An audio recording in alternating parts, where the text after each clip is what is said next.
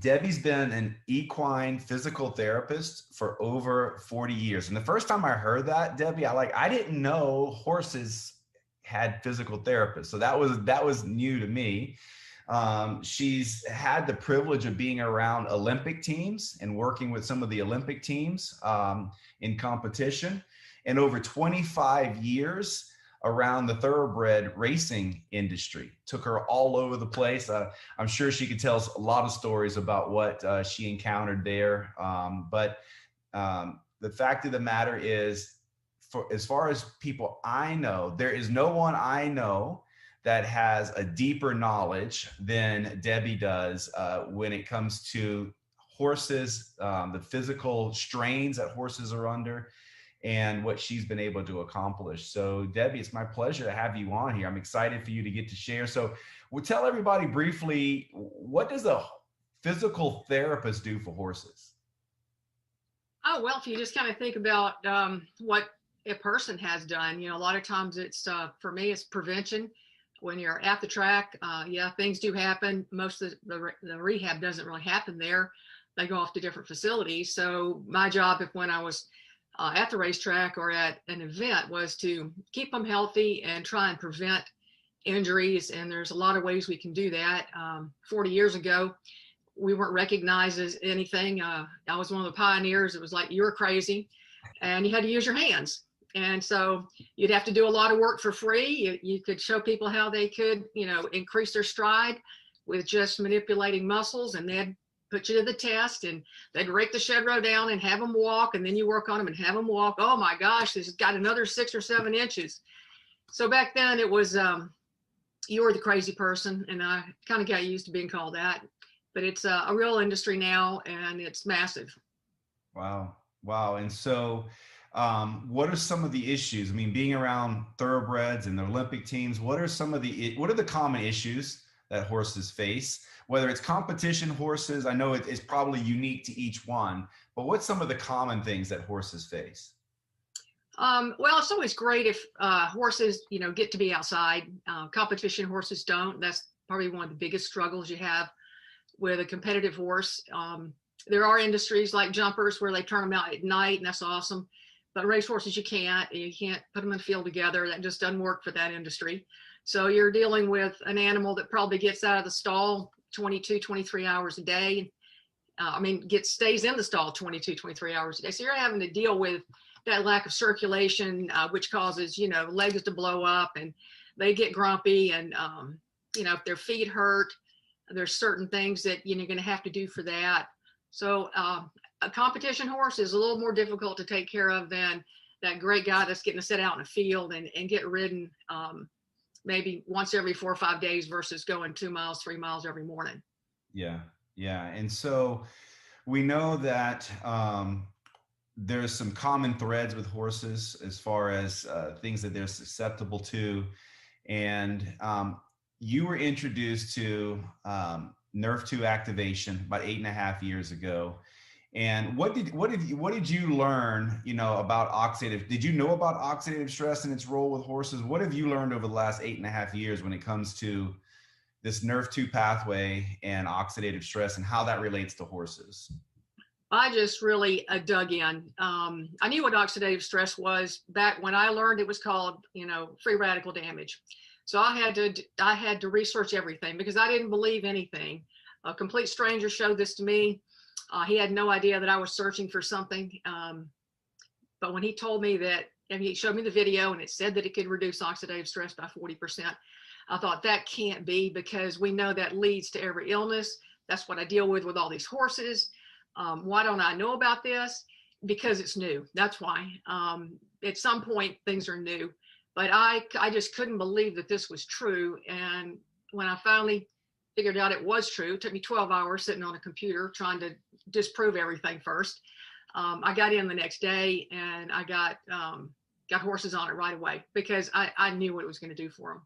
So what did you start to experience? Like, did you have the trial and error dosage? Like, what did you do? Like, did you give them 1 tablet, 2 tablets? What did you experience? What were some of the things you noticed? I wanted to start with 1 because I wanted it was a trial thing for me. It was like, okay, what can 1 do for this 1,200, 1,400 pound animal? And we saw a lot of changes, a lot of behavior changes, which is great because, you know, when they don't feel good, they let you know. It's not like a person sucking it up or going to take an aspirin. So what was great is we were able to, you know, really see their behavior change, which was massive for me. We saw, you know, a lot of physical changes too. I had one of my horses that I was going to have to put down. He's still here 8.5 years later. Wow. That was pretty amazing. That was my first horse that I put it on. Overnighted it to him from Florida. I was up in New York and I had the caretaker give it to him. And he had some serious issues. If you can't sweat, that's tough when you're in Florida. And I had 7 years of throwing the book at him, acupuncture, Chinese herbs, fans, blowers, misters, you name it. And I said, I'm not going to let him go through another summer. And so my first bottle got overnighted to him. And when I got the call that all the paraphernalia that he had to deal with was gone, but except a box fan for him, just like everybody else, that was massive. Wow. So what happens when a horse can't sweat? Well, they breathe through their nose, so they breathe hard and fast through their nostrils. Can't get enough oxygen. You know, your wear and tear on all of the body, all the lungs. They're deprived of oxygen. Does the heart rate go up? Heart rate goes up. It's just a really bad spot to be in. I can't think of just a couple things that could be worse. And I'd already done everything that I knew, and so it was massive to see him here 8 years later, being happy. Feels good, loves to get down and roll, loves his peppermints. Life is good for the boy, you know. Yeah. And he's 25. Yeah. Yeah. And so why do you think every horse should every horse be on Nerve 2 activation? Should every horse take it? Why do you think what's the biggest reason why? Yes and yes. You know, even really young horses, it depends on, they go through a lot of stress in their life too, being young, being weaned, you know, moving around to different farms and locations. They go to horse sales. They move into, they go from their nice little comfortable spot to, say, a horse sale. They get shipped up 15 hours to Kentucky. They don't know anybody. They don't know they're humans. Everything is different. And I have a number of people that have horses that go to the sales on this, and it really helps horses settle. That was one of the things that I did some testing on was, you know, horses that just are really high strung and flighty. We can do a lot of things by activating Nerve 2. Sounds like some humans I know, high strung and flighty. That's what made me look at it. So you did a lot of research. There's a lot of people watching this that really don't know. Can you give us a real quick overview of what's going on with Nerve 2 activation? Like how's it reducing oxidative stress? A lot of people watching don't know. Well, we all have it. It's not going away. All of the mammals have it. And that's why I wanted to put them on it. And oxidative stress leads to every major illness that we have today. And it doesn't matter if it's for humans or if it's for our horses or our dogs. The older they get, the more damage they have. You know, Western medicine calls it aging and says there's nothing you can do about it. But that was key for me when I realized that this was real and we could reduce the cell damage that our animals have. And by doing that, we're going to give them a much higher quality of life. So like, how's it different than a supplement? Because I know with the amount of money spent on horses, there has to be a lot of supplements out there. How's this different than a supplement? Well, a supplement is just supplementing the body. I mean, if we're guessing at, we're not getting enough of whatever it is, but we're guessing at it. And there is, it's a multi-billion-dollar business, the supplementation world for horses. And most of it doesn't work. There's a few things that work, but it's not the majority. So when we have something on our hands that has science behind it, and the fact that when we take an NRF2 activator, we're not guessing at the amount that we need. The body is producing what we need. And that's, I think, a real huge key. I did want to talk, you mentioned about dosing. Yeah. I did start with one with every horse because I wanted to see what it would do. Uh-huh. If they are way older, it's kind of like horses are for every, year of a human life, it's 7 years for a horse. So my 25-year-old is like 175. So guess what? He gets two. Hmm. So you just have to kind of gauge, what's going on. How old are they really? Are they getting out and getting exercise? Are they doing a stressful job? And I as know that. just I don't want to interrupt you, but just as they age, doesn't the oxidative stress accumulate? It doesn't stay the same, right? As they age, it accumulates. Right. And that's why we see so many times in people and horses, the older we get is when we get sicker.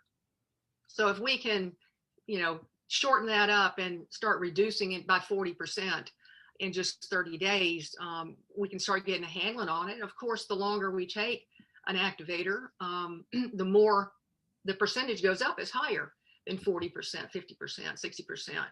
So why wouldn't anyone want to take the cell damage out? Because when we do have an injury or we have a problem that comes up, if your body is as well as it can be, it's going to handle that injury, that insult, whatever it is, way better than if you've got an accumulation of damaged cells. Yeah.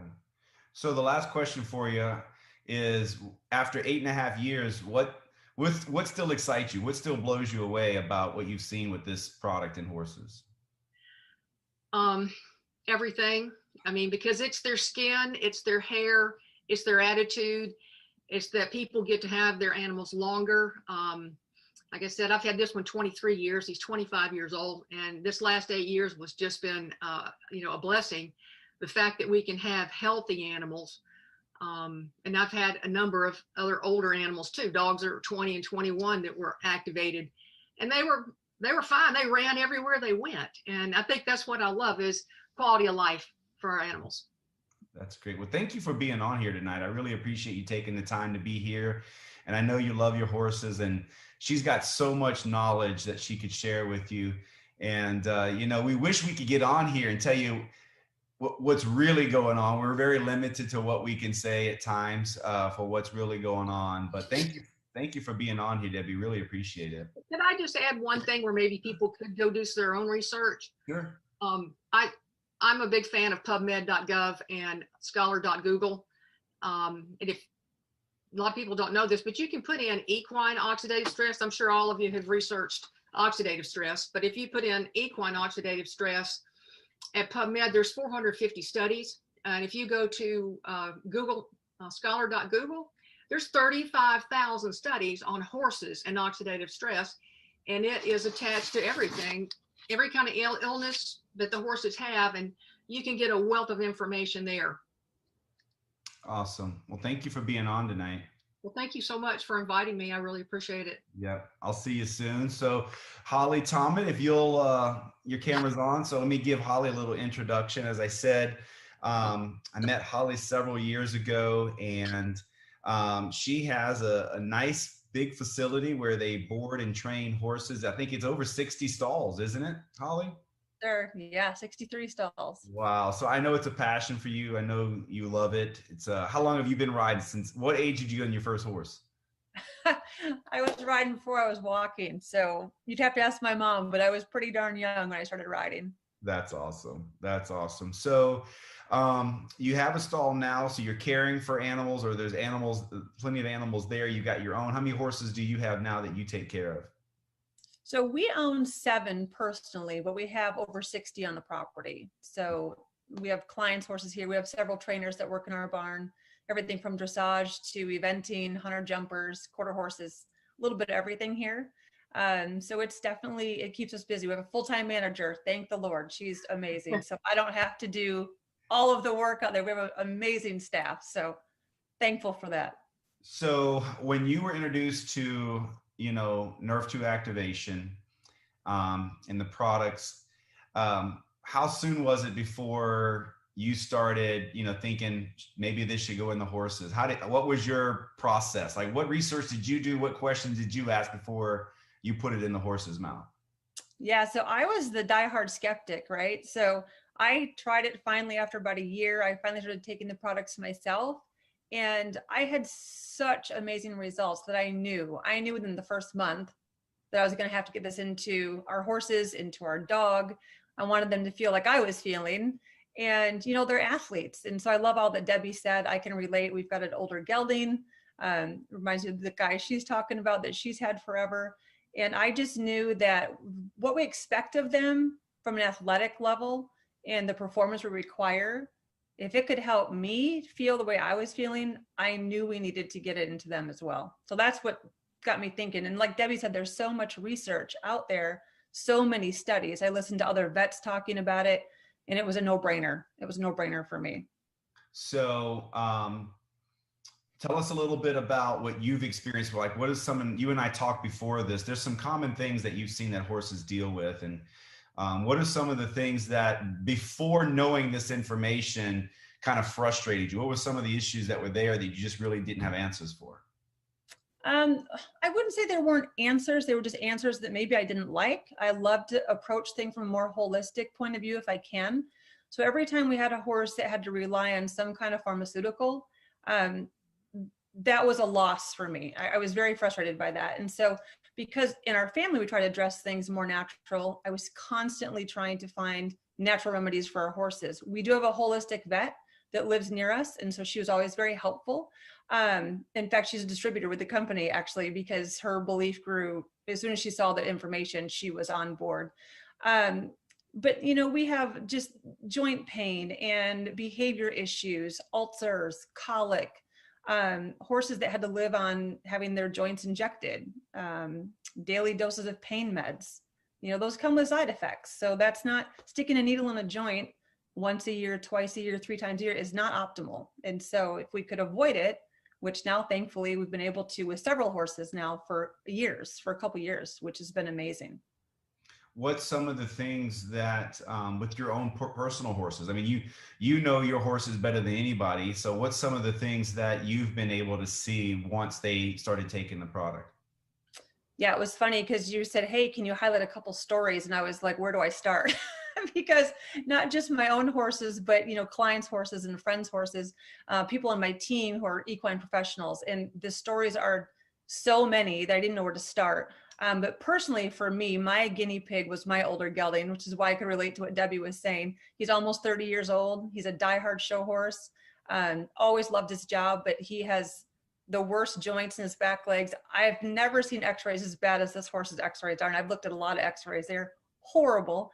And he was very stoic. You know, he kept working and doing his job, but he finally did retire. And he was one of those living on daily pain medicine, and just to get around in a way that didn't break my heart to watch him in, you know, some stiffness and lameness and so on. So he was my first guy that I tried on it. And I did start with 2 a day because he is older.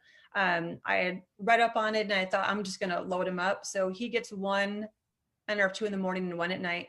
And I saw someone ask on here, not to sidetrack, but you know, how we dose it to them. And I personally, I crush ours up for our horses because I'm not personally feeding them. We're not a 5-stall barn where we're out there, you know, personally feeding my horses. So because our staff is doing it, I want to make sure they're getting it in their grain. So we don't just drop it in the bucket or hand feed it. We actually crush it up. But I did start him on 2.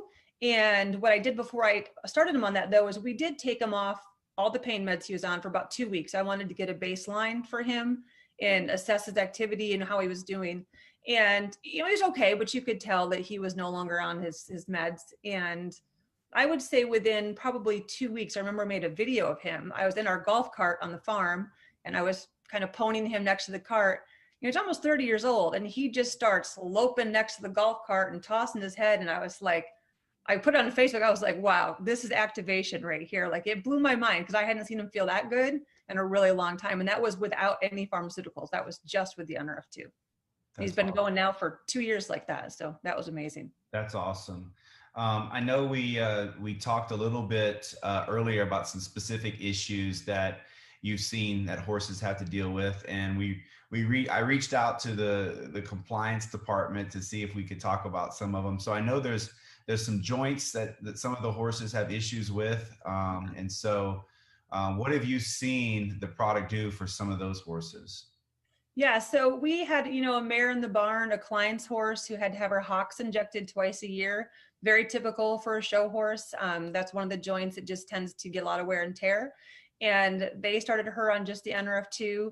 And that was 2 years ago. And they've never injected her since. They couldn't believe it because it was just a routine. Every 6 months, she had her hocks injected. And she's a quarter horse. She does Western pleasure and all different kinds of events. And she's still on it. They will not take her off it. They've had so much success. The other thing are like metabolic issues. So I've had a couple horses. One is my sister's, one is another client's, and metabolic issues where they don't shed their hair coat. They just don't thrive well at all. And within weeks, hair coats are shedding, joint pain is lessened. And that alone was with my sister's pony. It was my niece's pony, actually. She's little, so she just gets one pill a day and she thrives on one pill a day and no other meds. So there are pharmaceuticals for this condition, and they haven't had to go back on them. Both horses have been off it. So yeah, mostly it's joint pain. We had, can I tell you one more story that actually really like kind of blew my mind? Sure. And again, this wasn't in my barn. This was a friend of mine, but there was a 3-year-old horse off the track, a racehorse, and they had found a mass in his hip area internally. And the vets wanted to put him down. He was what we call 3-legged lame. For us horse people, we know what that means. And he was in a pretty bad state. And the vets just put him on some meds. Nothing was working. He had that internal mass, and the owners didn't want to put him down. Nothing was working, but they decided to try the NRF2 because the owner of the barn, another friend of mine, had huge success with other horses. So she knew, she said, let's at least try this. And that horse, he was, I'm looking at some notes here because I had a timeline for it. After 2 weeks, the horse was able to walk what we would call sound. I mean, not visibly lame anymore. And it was 3 weeks later, the mass actually started to shrink, and it actually traveled through his body a little bit. It ended up coming out externally in the groin area, kind of as an abscess. And that horse recovered and was actually back on the track. I think it was in like 6 weeks.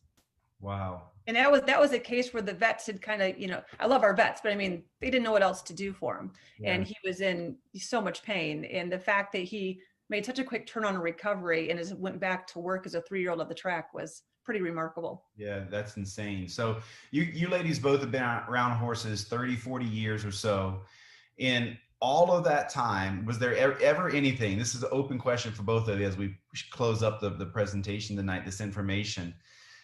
Is this, in your opinion, like the biggest breakthrough you've seen for horses prior to? Absolutely. Yeah. So many different things. And Debbie, you've seen it all, like at your level with the thoroughbreds. I mean, you guys raced, I think, at the highest level, right? Are we talking like the big races? Breeders' Cup, Kentucky Derby. The big races, like I don't know a bigger race. I mean, I may be in the dark, but anyway, the big races. And this is the biggest breakthrough you've seen for horses. It's just incredible. That's why it was so hard for me to believe it. And also a part of it was my fault. I mean, just why don't I know about it? Because I kind of pioneered a lot of different therapies, and it was like, why don't I know about this? And when you realize that this was real, you knew this is the biggest thing you've ever seen. And you feel the same way, Holly?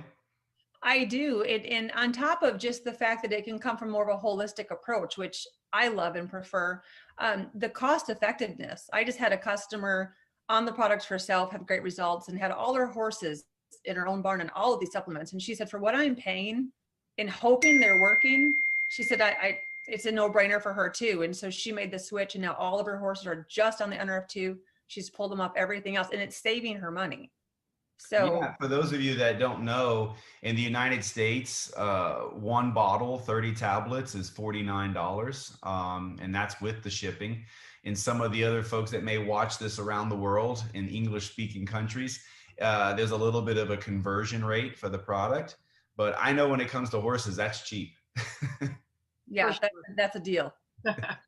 That's super cheap. Well, thank you ladies for being on here. I know both of you, before you go though, I know both of you saw this information and decided you wanted to share it. And there is an opportunity for every one of you guys watching this tonight to do the same thing, to share that. You're going to share this information. If you love your horses and you love animals, you're going to share this. And so why don't you both kind of comment a little bit about how you're sharing this and the enjoyment you're getting from sharing it. Holly, why don't you go first and we end with Debbie? Sure, absolutely. So yeah, I want to say that we've shared this information with so many equine professionals, including most of our vets in the area. And over the years, when they see the information, I'm a lay person. I'm not a trainer. I'm not a medical professional. So for me to be able to share this with a vet and have them go, oh my gosh, this is amazing. I've had one vet not actually just jump right on board. Every other medical professional that we've shared this with sees it for what it is, thankfully. And so now in our area here in Michigan, the word's getting out. And so sharing it, whether it's with clients, with medical professionals, not only is it a wonderful business and a great team to be part of, it's just, you're changing not just people's lives, but now we see horses' lives, my dog, other people's dogs. So it's amazing. I'm blessed to be part of it. That's awesome. What about you, Debbie? How are you sharing it? What have you seen? I really stick with the science because I understand that a lot of the medical professionals I was around, there's all kinds of tales that go out about, different products in the horse world, and most of them don't work. And it got, I think, a lot easier when about 5 to 6 years ago, there were so many different studies coming out and they had started to hear about NRF2 a little bit. And so I stick with the science and being able to take people to where they can see what the study was, who the university was, what who the doctor was that did the study. That was just more believable for me. And I try and keep it compliant, and man, it's really hard to do sometimes. So I try and use the science the most that I can. Yeah, I know. Even with our own animals, we had a black lab that just had tremendous results. And, I just tell people, just come over and take a look. Just come take a look and tell me if he looks like he's his age. That's all you need to know, right? And so thank you guys for being on here tonight. For all of you guests that were here, I know you love horses. Get your horses on this. And if you love horses, I think once you see what happens for your horses, you're going to start sharing it. So get back with the person that put you on here, because there is a program that easily allows you to share this information so that you can help a lot of other people with their horses. It's an expensive thing to have horses, and so offsetting that expense is always a good thing, and we think we can do that. These two ladies have definitely done that. And I love that they've been able to do that, doing something they love. So thank you guys for being on here. If you have more questions for the guests that were on, just get with the person that put you on here. They can share some more stories. They can share some more details, some more science. We wanted to keep it brief tonight, but we wanted to give you some real experts to hear from that have helped a lot of horses. So thank you guys. You guys have a great night, and let's go help some horses. Thank you so much, Brandon. Bye-bye.